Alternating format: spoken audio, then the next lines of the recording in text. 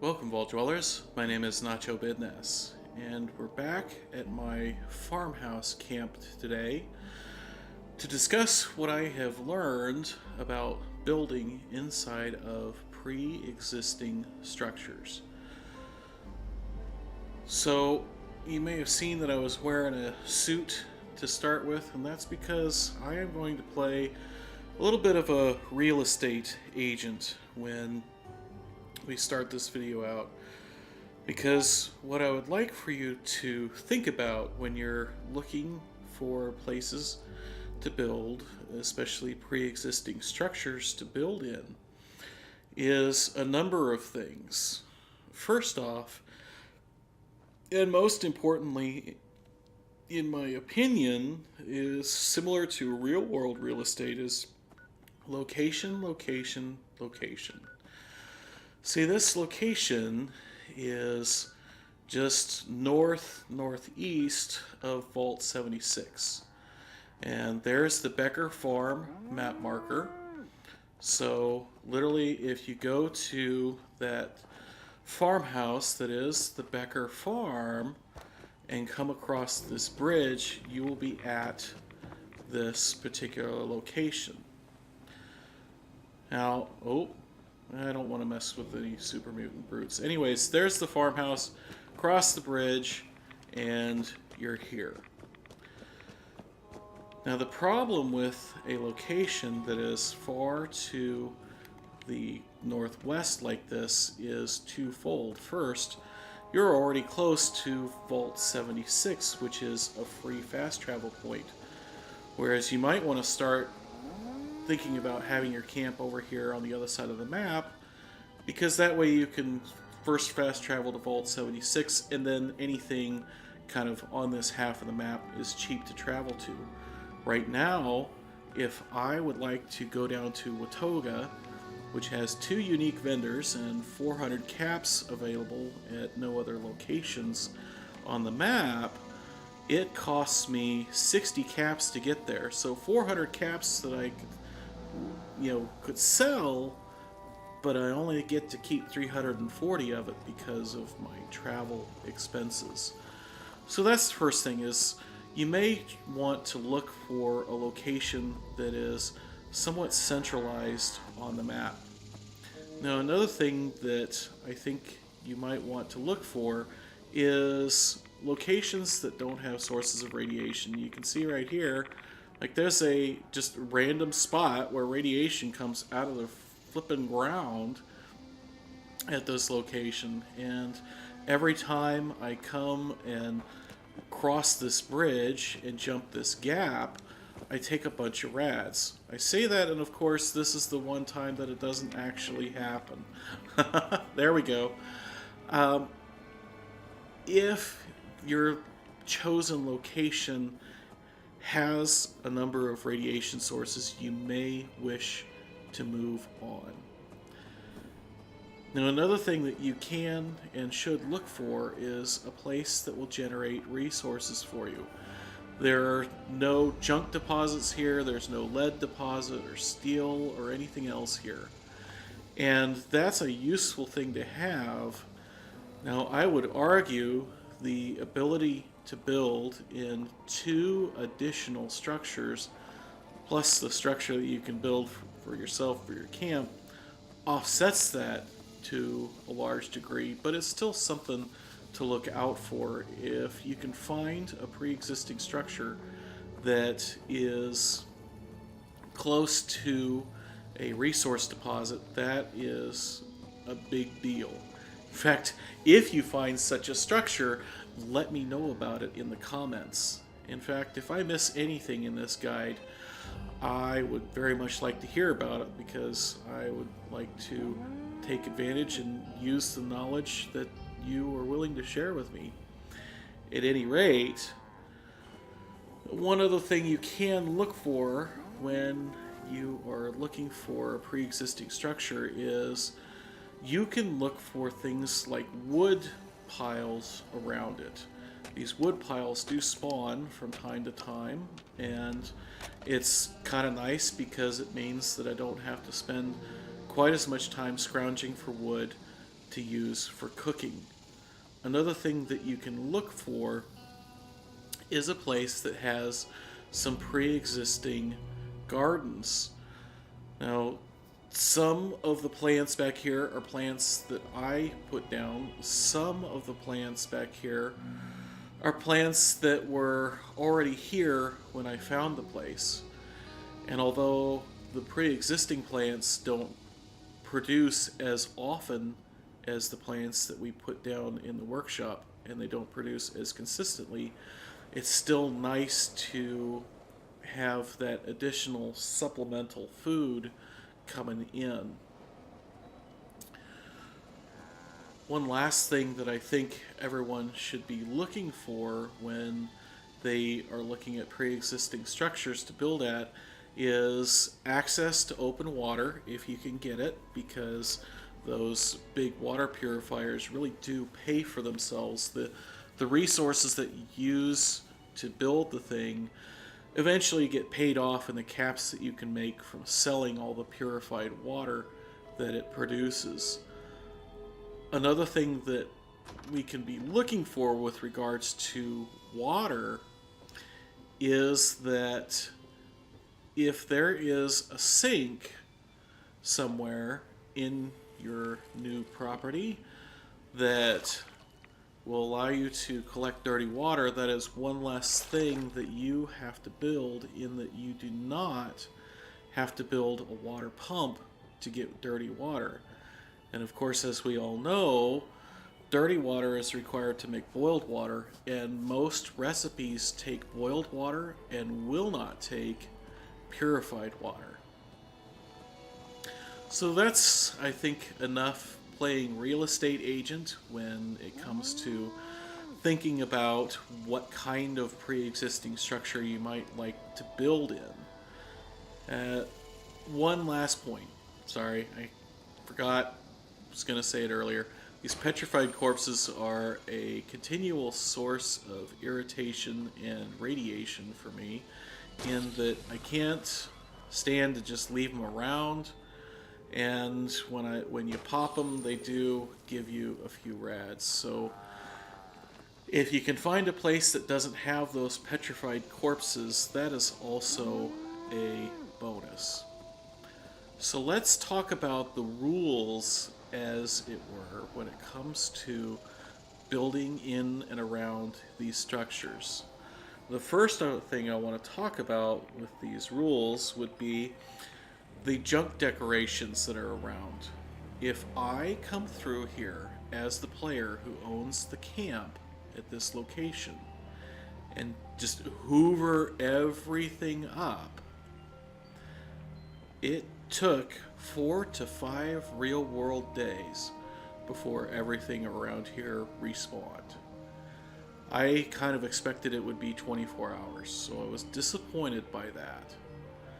Now, I don't know if that is because of in-game hours or if it is tied to a real-world clock, but it's just something to think about. You may choose not to go ahead and pick everything up.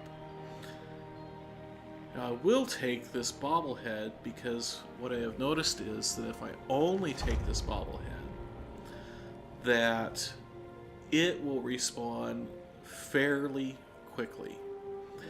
And that's nice, right? A steady stream of bobbleheads is a good thing to have. I think that respawns probably about once every 12 real-world hours, so long as the server that you happen to get onto doesn't have someone who has already come through and looted this place. Speaking of other players, what I have noticed is that if another player comes through and takes all of the junk in these houses, that the junk respawns much faster than if I, as the camp owner, took it. Now, I don't know if that is related to whether or not the person is on my team. Twice now, I have had random people come through that were not on my team, just random other players, and they came through and picked everything up. And I was I was a little mad, but you know, you can't get too mad at somebody. They don't know that you're gonna be trying to make a YouTube video and thinking it might be another 4 or 5 days before you get to try again. But what I discovered was that over the course of several fast travels away and then fast travel back and a few hours, everything respawned. So if someone comes through and takes all of your junk that you were just trying to leave it alone, don't worry, it will come back over time. Now, as far as building in these structures and the rules associated with that, what I have found is that the first 4 or 5 tabs of the build menu are just no good. I was actually trying to poke a floor through the top of this house here to make my secret room that I showed off in my tour video, and it just won't go. You cannot intersect a foundation or anything else, foundations, walls, any of that stuff, with these pre-existing structures. So you just are stuck with what they have left you, which I suppose goes back to the real estate agent aspect of this video, and that you may wish to try and find the most complete structures that you can. So really, the floors, walls, roofs, stairs, doors, all fairly useless with these things. You can't even put a door in a door frame with these pre-existing structures. I mean, that should totally go, but it doesn't, right?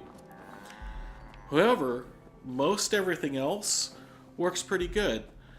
The crafting stations will go down on any floor inside of these houses where there's actually enough room for it to be placed down. The turrets and traps also work well inside here, so if you would like to make some kind of trap house, you can totally do that. Other defenses, not so much, but they're usually too big, so I haven't really been able to play with these too much, but ultimately I think most of these things would look inappropriate inside most pre-existing structures anyway. Generators and other things in the power system work totally fine. In fact, the power connectors, pretty much any of them, will recognize almost any surface on these pre-existing structures as a valid place to be put down. You can see over here I have a couple of power conduits on the side of this house to supply the lighting inside of it. As far as food goes, that's a non-starter because there's no dirt inside here. If you pick a pre-existing structure that has dirt inside of it, I'm sure it will work. Same thing with water, and I am going to be really interested to see if I can get this fertilizer producer inside of like a barn or something, because I think it would be cool to build inside of a barn. And so far in these houses that I have here, I just don't quite have the space to feel like I could place it down. I'm not 100% sure whether it's going to work. The appliances tab works much like the crafting tab, in that anything that has room on the floor, you can put it down. No problem, easy peasy. The Eatotronic is the lone exception, and it will go on pretty much any wall that you want. Beds, chairs, stash boxes, and shelves and tables all also work similarly. They can go pretty much anywhere on any floor. In fact, this set of shelves right here, something that I put down so that I could access my secret room up here. And I do wish that we were able to do some scrapping inside here, because it would be nice to be able to scrap those shelves down there and make a more usable staircase that is less prone to jumping errors. But be that as it may, these rugs have turned this into essentially a loft space that is fairly well hidden. Rugs can go almost anywhere inside these structures with some interesting results, though. For example, see how that rug has kind of slipped underneath that floor texture. Maybe that's a thing that you want, maybe not. Just you can be aware of it and plan for it. For example, this rug that is I used to try and push that stove in a little bit farther is fairly well hidden underneath the rug that was already here when I moved into the place. As far as the lights go, I just kind of glossed over that. I want to come back to it. Anything that is a wall or a floor or a tabletop works fine. In fact, in this building over here, I have a couple of tabletop lamps. The trick with these is don't put them down in a place where junk is going to spawn. I originally had this particular lamp kind of right about here, and what happened was that the clipboard would try and spawn underneath it, and sometimes it would go shooting off and doing other kind of crazy things. So just try not to put stuff on top of where junk will spawn and you'll be fine. Now the ceiling lights are a little bit different. They work fine on a first floor flat ceiling like this. They work fine in the awning spaces. They do not work in these vaulted roofs. So unfortunately these vaulted roofs do not register as a location where you can hang a light, which is too bad because I think that nice chandelier or those high-tech lights, would actually look pretty good in a space like this. Attention, citizens. Nuclear as far as the rest of the build tab goes, we've got miscellaneous structures. They seem to play okay. Why you'd want a basketball goal up there, I don't know, but if you want one, you can have one. We'll have to see when I get into a bigger space whether or not I can put a tent inside of a building. I'm not sure why I'd want to do that. I'm just kind of curious if I can. I guess the last thing that I would like to talk about is the budget, because as you can see, I've more or less filled my budget here, and I have no turrets. But I have done that with a lot of power conduits, which are very intense on the budget bar. These power conduits that I use to try and keep my wiring neat take up a lot of my budget in this particular build. The other thing is that I've got this multi-story workshop garage here that really isn't necessary. I could have done something much, much smaller and had the time, or excuse me, the budget to build those turrets. I just want to check and make sure that, yeah, okay, nuke's not anywhere near us, so we're good to keep going. So that presents an interesting opportunity, doesn't it? Because these pre-existing structures are indestructible. And if I built inside this house, if I had just built all of my workstations, just crammed them in here, I have to cram them because we can't scrap anything inside here. But if I crammed all of my workshop needs inside this house, along with a single bed, I'm now inside of an indestructible house that I could then cover any openings or windows or anything else that I wanted to with, like, bookshelves and things like that. And then I could just layer the turrets on the outside. I'm at level 92, and at least in this particular spot, a missile turret takes 15% of my build budget, whereas most other things only take a single percentage point. For example, this generator only requires 1% of my build budget. And you would, I don't want to store it because it's a pain to put back. But if I stored it, it would actually, let's see if I have the resources to build one. So, ooh, I'm running low on copper. I don't want to actually build this, but excuse me, it would only take 1%.